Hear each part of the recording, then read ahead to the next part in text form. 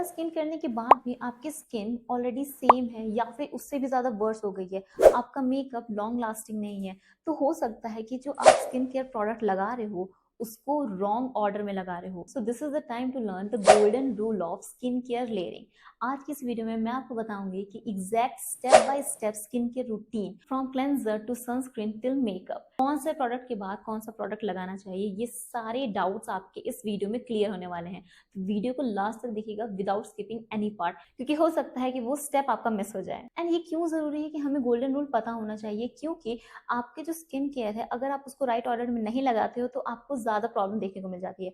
Plus अगर आपने right skin care ही नहीं किया और उसके ऊपर से आपने मेकअप लगा लिया तो आपका मेकअप भी लॉन्ग लास्टिंग नहीं होता है। That's why correct step by step skin care product की लेयरिंग जानना is very much important in today's time. Exact formula क्या है स्किन केयर लेयरिंग का?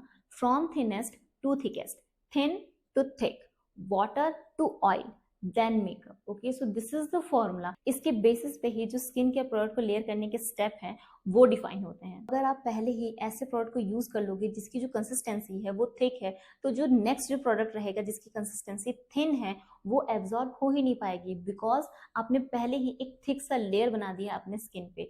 दैट इज वाई ये फॉर्मूला हमेशा आपको याद रखना है when you are layering your skin care product. So first step is cleansing. तो एक नॉर्मल सा क्लेंजर आपको यूज करना है। किसी भी स्किन केयर प्रोडक्ट को लगाने से पहले आपका जो फेस है वो कम्प्लीटली क्लीन होना चाहिए, उसमें कोई भी ऑयल डर्ट नहीं होना चाहिए। तो इन सबको रिमूव करने के बाद ही आपको नेक्स्ट स्टेप पे आना है। तो इसीलिए सबसे पहला एंड इम्पॉर्टेंट स्टेप है क्लेंजिंग। नेक्स्ट स्टेप है टोनर।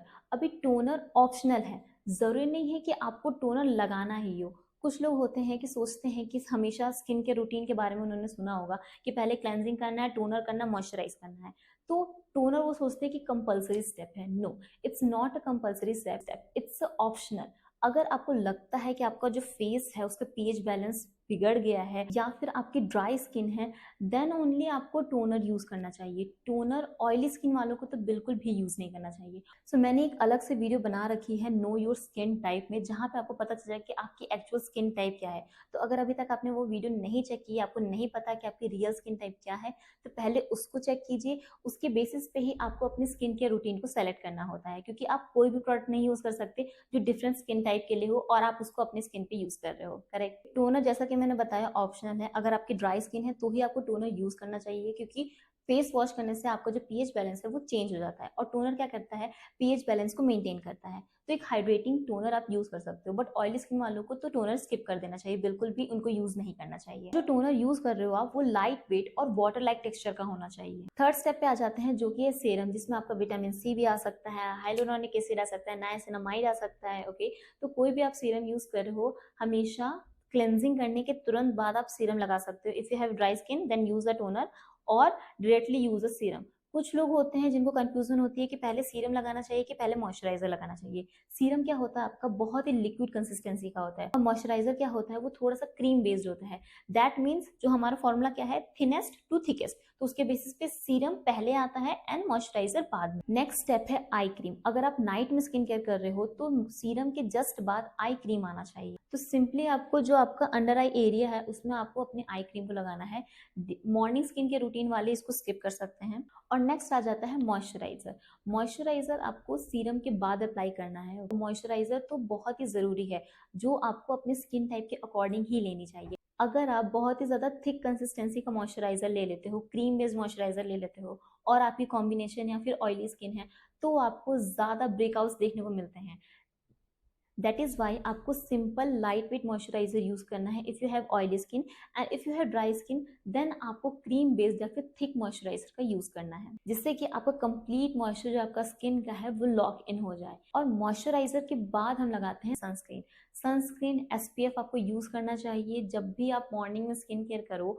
सनस्क्रीन बहुत ही ज्यादा इसेंशियल स्किन केयर प्रोडक्ट है जो आपको यूज करना चाहिए, जो कि आपको अर्ली एजिंग से भी बचाता है, यूवी रेज से बचाता है, प्लस आपकी स्किन को प्रोटेक्ट करता है from hyper pigmentation. So this is very crucial product जो आपको अपनी स्किन के रूटीन में जरूर से इंक्लूड करना चाहिए। तो फ्लो क्या होना चाहिए, हमेशा serum, then moisturiser and then आपको सनस्क्रीन यूज करना है। कभी भी सनस्क्रीन पहले नहीं लगाना है कि आपने सोचा कि पहले एक लेयर लगा लेते सनस्क्रीन का एंड देन हम सीरम लगाएंगे, देन हम मॉइस्चराइजर लगाएंगे।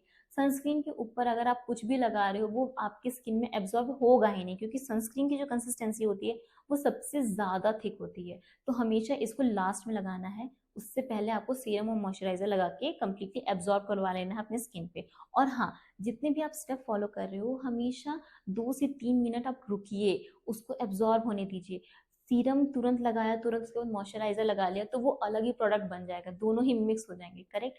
थोड़ा टाइम दीजिए उसको एब्जॉर्ब होने का, थोड़ा टाइम दीजिए। अगर आपको बहुत लेट भी हो रहा है तो थोड़ा सा टाइम निकाल के पहले ही स्किन केयर अपना कर लीजिए, उसके बाद आप मेकअप शुरू कीजिए। मेकअप में इतना ज्यादा जरूरी नहीं है कि आप हर एक स्टेप पे रुको, करेक्ट। लेकिन स्किन केयर में एब्जॉर्ब जब तक नहीं होगा तब तक आप दूसरे स्टेप पे चले जाओगे तो उसका कोई भी बेनिफिट आपको नहीं मिलेगा। सनस्क्रीन के बाद कम से कम 5 से 10 मिनट आपको रुकना है मेकअप लगाने से पहले। ओके, इसके बाद हम मेकअप का ऑर्डर देखेंगे, बट सनस्क्रीन के बाद जब भी आप मेकअप यूज करो उसके लिए आपको बीच में एटलीस्ट 5 to 10 मिनट्स तो आपको वेट करना ही करना है। तो मेकअप का क्या राइट ऑर्डर है, सबसे पहले तो आपको प्राइमर यूज करना है। अब प्राइमर ऑप्शनल होता है बट रिकमेंड किया जाता है कि अगर आप प्राइमर यूज करते हो आपके फेस पे मेकअप से पहले तो आपके मेकअप को बहुत ही अच्छा बेस मिल जाता है और आपके जो पोर्स हैं वो भी थोड़े ब्लर हो जाते हैं, करेक्ट। अच्छे से आपका जो मेकअप है वो कम्प्लीटली इवनली स्प्रेड आउट होता है। तो that is why primer is important, but it's optional. अगर आप नहीं भी करते हो, आपको लगता है कि आपका जो फेस उस पर पोर्स नहीं है, तो आप प्राइमर को स्किप कर सकते हो, it's not a compulsory step. Next आ जाते हैं फाउंडेशन पे या फिर बीबी क्रीम या फिर सीसी क्रीम।